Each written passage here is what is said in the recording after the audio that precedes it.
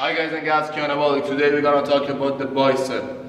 We're gonna talk about the functions of the bicep, we're gonna talk about the anatomy of the bicep, and this is gonna clear everything for you when it comes to how you should train the bicep based on your goals and flexibility. As an example, we have a dumbbell here, we've got a resistance band here, but it's gonna be the same with the cable as well. The only difference the cable and the resistance band have is the resistance band gets heavier or is gonna be harder when you stretch it more, but with the cable it's gonna stay the same. The resistance is gonna stay the same. It doesn't matter how much the length is. So without further ado, let's go to the function of the bicep first. You see, the bicep does three things. Flexion of the arm from the elbow, which is here. The flexion of the arm from the shoulder, which is here. It's just a little bit. Also, supination of the hand, which is here. You see, the flexion, the majority of people know that.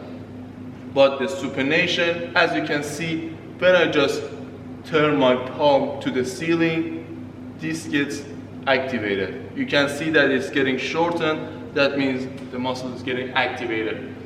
Aside from that, the bicep, when you want to use it, you might feel a little bit of flexion of the shoulder, so the arm comes a little bit forward, and the reason is mostly for stability. So when you want to use the bicep, because it needs to be more stable, the elbow might come a little bit in front. But that shouldn't be mistaken by cheating the weight up. No, that's exaggeration. It's just you might feel it coming a little bit forward, especially when you're more than 90 degrees. So from here, it might come just a few centimeters forward and up. And these were the functions of the bicep muscle. Of course, other muscles are gonna help as well, but the biceps are under tension when you do these actions. Now, let's talk about the anatomy of the bicep as well. The bicep is made of two heads, the long head, the short head. They are divided in between. The short head is inside, which is more responsible for the width that you have. So if you see the bicep from the front, the width is gonna be more short head. The long head is outside, it's gonna be more responsible for the peak that you see. So the peak is long head, the width is short head. But it's not that much fully, it's just, as I said, the percentage differs. It's not fully just, the width should be fully for short head and the peak just for the long head.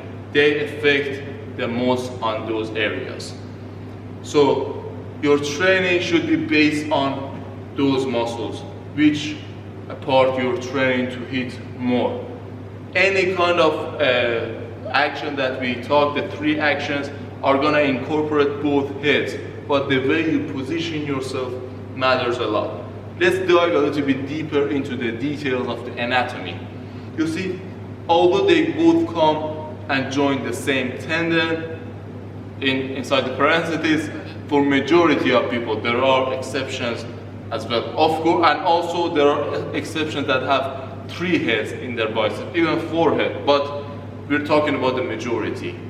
I guess maybe more than 99%. There is no exact number, but it really is rare for you to be different than this. So both of them come all the way to join to the same tendon and go to your forearm.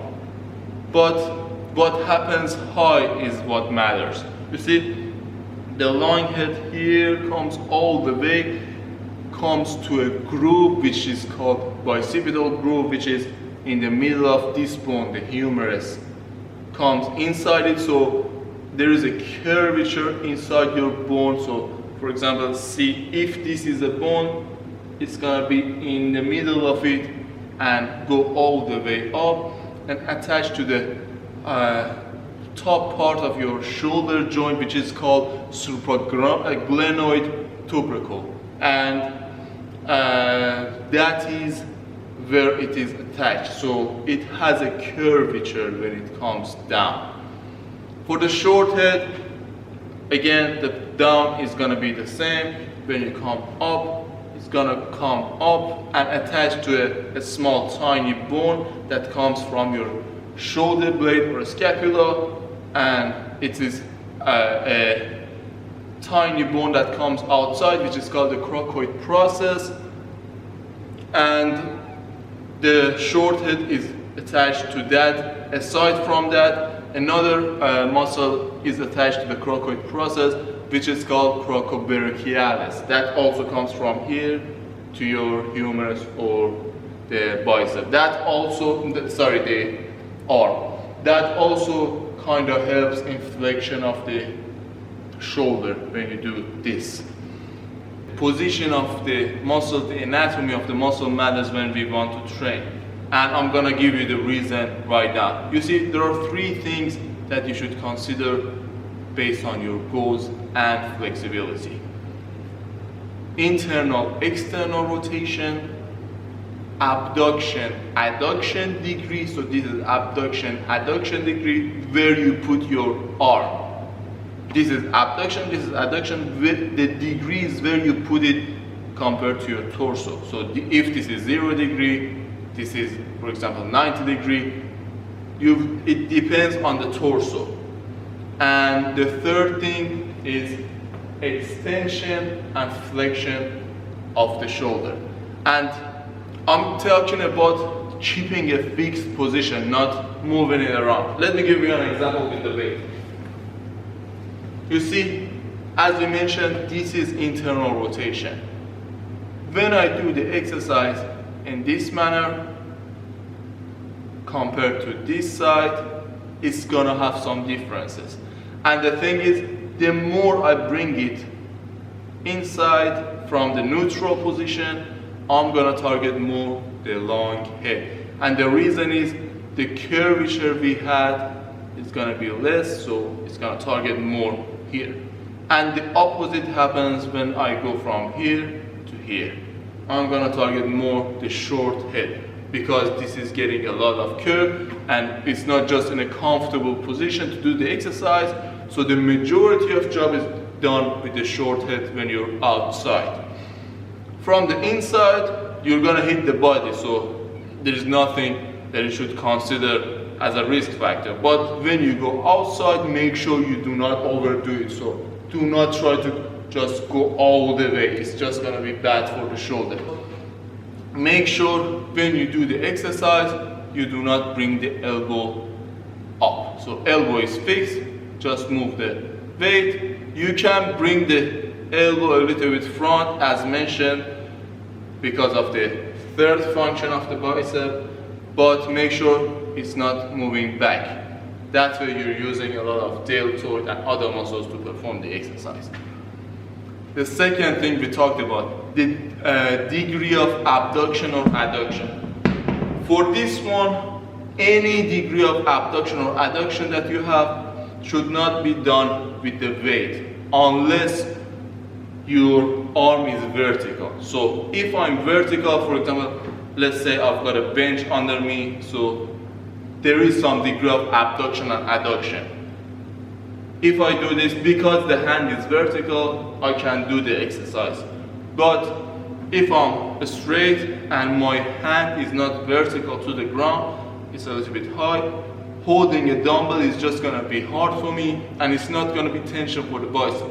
So for the sake of the exercise, for this one, I'm gonna give you the example of the resistance band. The more you bring the arm up, the more you're gonna hit the long head. And the reason is, again, when this is curved, you bring it up, it's gonna become straight. This is gonna be a little bit in an uncomfortable position. So the majority of the job is done with the long head. And as you move down, it's gonna be less long head, more short head. So again, make sure you do not bring it all the way back, and make sure you do not hold it in front either. If you just keep it in front, you might find yourself that you're just cheating and doing a lot of it with the chest and the shoulder. So just make sure it's just to your side and just the arm moving. Again, not the elbow going back. A little bit of elbow coming forward is alright, but make sure you're not overdoing it and doing it with the chest and the shoulder as mentioned. The third one is extension and flexion of the shoulder. So as mentioned with the anatomy, it goes all the way to the shoulder. When you just try to bring it back, as you see, the long head especially comes all the way here, and it's just under a lot of tension. It already has a curve here, and you're just stretching it too much. So make sure if you've got it extended, you're not training too much heavy, first of all. Second of all, make sure again you're not bringing the elbow down, especially this one is really important for this exercise because you're just hurting your back. It's not just about using other muscles, you're hurting your back and you're just stretching this too much. So if you're just extending your arm, bring it a little bit back and make sure you're just not bringing the elbow back, and you can bring it a little bit forward but not back. Now you can lay on something. Just think as an example, I've got a bench here and my hand is again vertical to the ground. So make sure the hand is vertical. Whether you're like this or like this with the bench, make sure the arm is vertical to the ground when you do the exercise. The torso positioning can change, but the arm should be vertical, especially when it comes to dumbbells. With the cables, you can't get away with it because the resistance is going to be to one side, but the stability is going to be a little bit hard. Now let's get back to the point that we were talking. So when you're doing this, as mentioned, the long head is going to be under tension. So because of that, when you go back, you're going to feel that you're using more short head because the long head is not going to be that much. It's vulnerable.